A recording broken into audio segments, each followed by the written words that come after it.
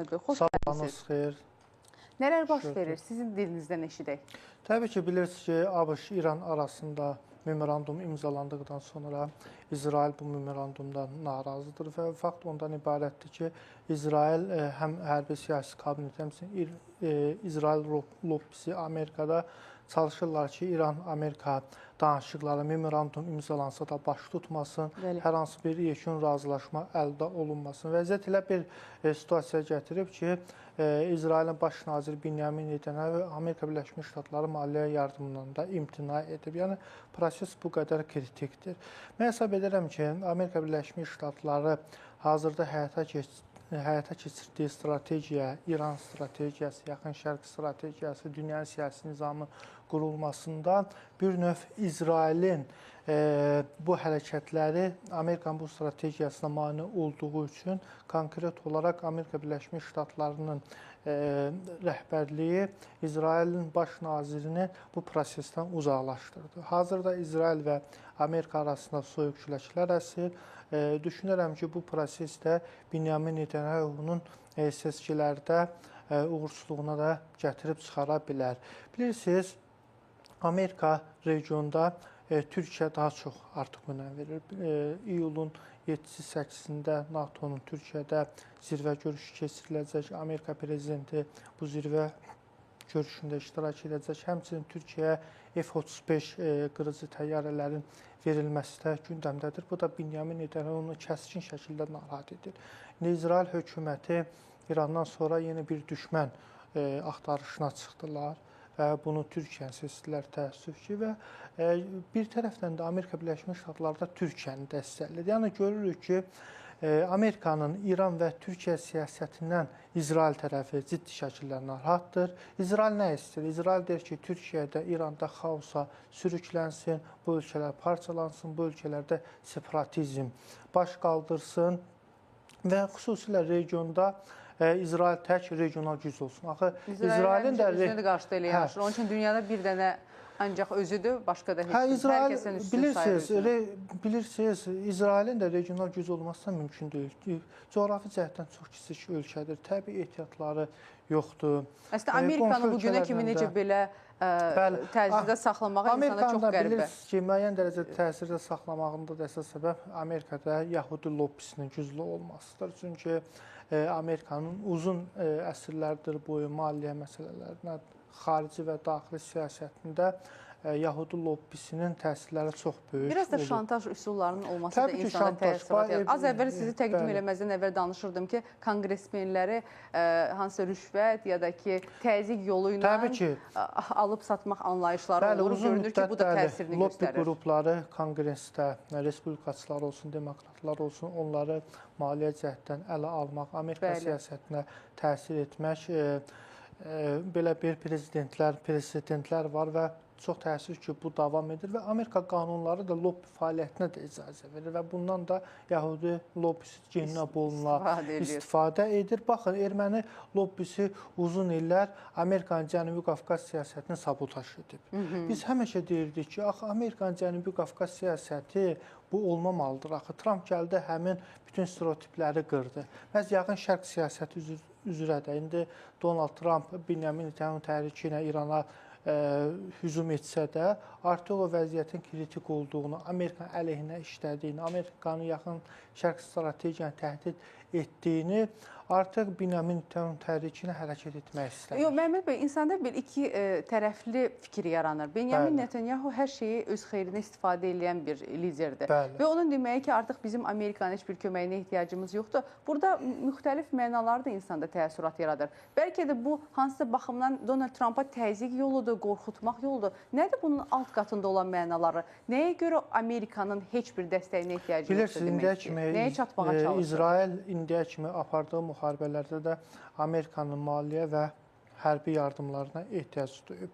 Və indi də qeyd edir ki, Amerikanın maliyyə yardımını qəbul etmək istəmir. Və bununla da Donald Trumpa mesaj verir ki, baxın, İsrailin əsas strateji hədəfi olan maliyyə məsələsini İsrail imtina edir. İmtina edirsə, deməli, daxildə Donald Trumpa qarşı lobbi və digər qruplardan Epstein sənədlərindən yenidən Trumpa qarşı istifadə edə bilər. Hazırda Donald Trumpla Benjamin Netanyahu arasında çox kəskin münasibətlər var və bu münasibətlər hökm sürür və bu məsələdə Donald Trumpa da çox ciddi dəstək verən onun Yahudi kürəkəni Kuşnerdir.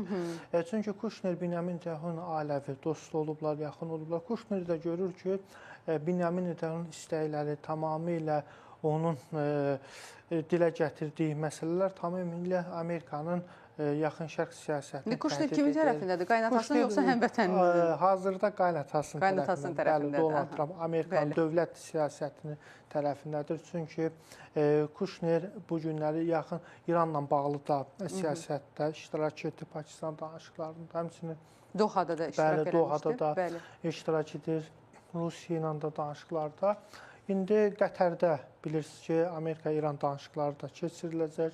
Bu prosesi də pozmağa çalışır İsrail tərəfi. İndi memorandum imzalanıb və 60 gün ərzində tərəflər çalışır ki, atəşkəs olmasın. Mən hesab edirəm ki, Amerika və İran arasında artıq heç lokal münaqişə də olmayacaq. Ümumiyyətlə, mən istəyərdim bir də bu məqama sözünüzü... Bir məsələni deyim. Buyurun. Çünki bu çox ciddi məsələdir. Buyurun, eşidirik sizi. İndi Amerika Böyük Britaniyada öz B-52 bombardmançı təyyarələrini çıxartdı. Onlar yerləşdirilmişdi İrana zərbə vurmağa. Mən hesab edirəm ki, İran tərəfi əgər Amerikanın şərtlərini yerinə yetirməsə, əldə olunmuş 14 maddəlik memorandum var ki, Amerika müəyyən dərəcədə yerinə yetirir.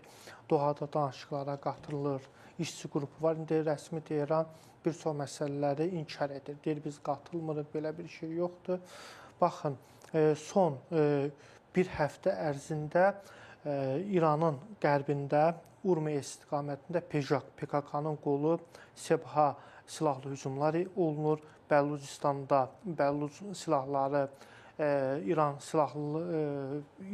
polislərinə, təhlükəsizlik qüvvələrinə hücumlar edir və düşünürəm ki, artıq İran hakimiyyətinə qarşı Amerika Birləşmiş Ştatları terror təşkilatlarından istifadə edəcək. Hərbi əməliyyatlar mərhələsi sona çatdı. Çünki bunlar kürdlərə kifayət qədər silahlar veriblər. Düşünürəm ki, PKK yenidən bunlar dirçəldir və İrana qarşı silahlı hərəkata başlaya bilərlər. Bu necə baş verəcək? Buyurun. Əgər İran sözə baxmasa, PKK-dır, Bəlucistanda Bəluc silahlı qruplaşmaları İran təhlükəsizlik qruplarına hücumlar təşkil edəcək. Məhz İranın da elə qorxduğu bu məsələdir. Nəinki Amerikanın hücumu. İran daxildə silahlı qarşı durmalardan çox çəkinir və bu İranı həqiqətən də kifayət qədər zəiflədir və xalq içində də xaos və anarxiya gətirib çıxara bilər. Məhəmməd bəy, ümumiyyətlə, nədir bu müsəlman dünyasının İsraildən çəkdiyi? Bax, məsəl üçün, Netanyahunun Fələstin dövlətinin yaradılmasına qarşı çıxması, sülh danışıqlarının və regiondakı proseslərin gedişinə öz təsirini necə göstərəcək? İsrailin Livanla olan münasibətləri necə dəyişəcək? Bununla bağlı bilirsiniz, həqiqətən də İslam dünyasında çox ciddi şəkildə problemlər olur. Bu da göründüyü kimi bir növ sivilizasiyaların toqquşmasıdır. Sələb yürüşləri bir növ yenidən qayıdıb. İndi biz 21-ci əsrdə yaşasaq da müasirlik, amma görürük ki, sivilizasiyaların xristiyan, qərb və şərq arasında çox ciddi şəkildə toqquşma gedir. İsrailə gəldikdə isə, bəli, Fələstin dövləti yaradılmalıdır. BMT-nin qanunları var, Azərbaycan da bunu dəstəkləyir və bu mütləq olmalıdır. Qüdsdə, Şərqi Qüdsdə Fələstin paytaxtı olmalıdır. İsrailin hazırki rəhbərliyi, bunlar dini ideologiya ilə siyasət həyata keçirirlər, Tövratla. İsrail bilirsiniz ki, bunun konstitusiyası yoxdur, mövcud qanunlarla idarə olunur, Tövrata əsaslanır və hətta İsrailin həyata keçirdiyi siyasət Livanla, baxın, Suriyada da vəziyyət onlar gərginləşdiriblər. İordaniyanın normal münasibətləri olsa da istənilən vaxt proses pozula bilər, həmçinin Misirlə də. Bir növ bilirsiniz ki, İsraildən qərb ölkələri ilə Amerika regionda vəkalət müharibəsi kimi də İsraildən istifadə edirlər. bir ölkənin güclü olması üçün o qonşularının normal münasibətlər sistemi qurmalıdır. Bu gün İsrail desə də mən güclüyəm, amma artıq o stereotip qırıldı. İran İsrailin hücumları etdi, heç də İsrailin təhlükəsiz olmadığını, zəif olduğu ortaya çıxdı. Mən hesab edirəm ki, müsəlman həmrəyliyi lazımdır.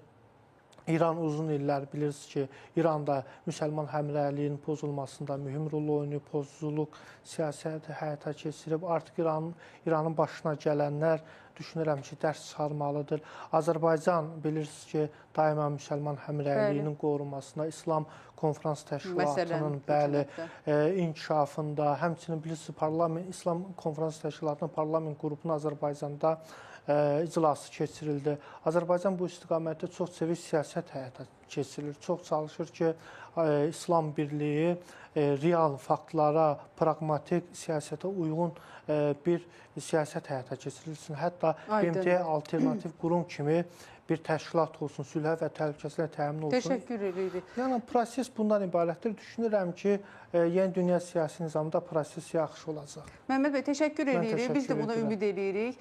Bu belə optimist notlarla söhbətimizi yekunlaşdırırıq. Gəldiyiniz üçün çox sağ olun. Çox sağ olun, minnətdarım.